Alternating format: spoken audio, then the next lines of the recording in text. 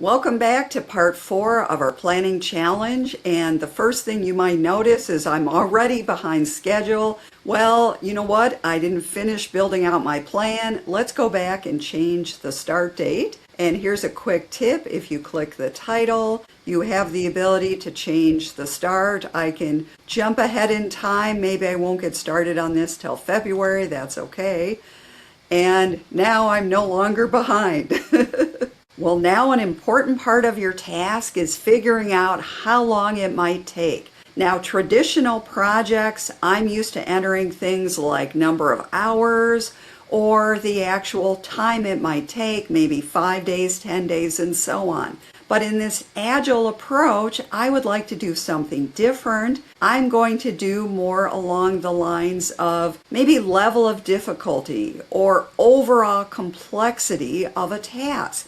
Now, those of you that have studied Agile project management might be familiar with the concept of a t-shirt size, small, medium, and large, and it's just a different way to categorize tasks. So now in this example, I am going to do that with labels. And if you have worked with labels before, you'll notice that every label is a color.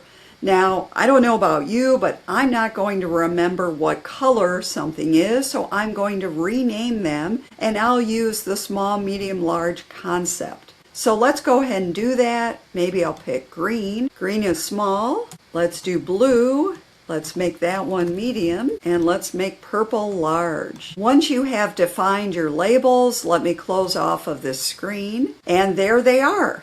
Now, you really have to personally decide what is small, medium, and large to you. Some people in organizations say, hey, it's by complexity. Others, it's by what can you accomplish in a day versus what can you accomplish in a week versus a month.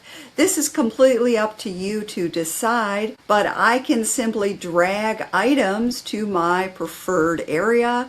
Here's customized learning plan. Maybe that's small. Maybe something like this is large. But why am I doing this? The number one reason I'm doing this is maybe I've decided today I don't really have a lot of time to work on my goals. Is there anything in the small list I can get done quickly? Maybe next week I've got more time. Let's tackle a large item. So it's a completely different way for you to organize difficulty of tasks, and I don't have to focus on number of hours or number of days.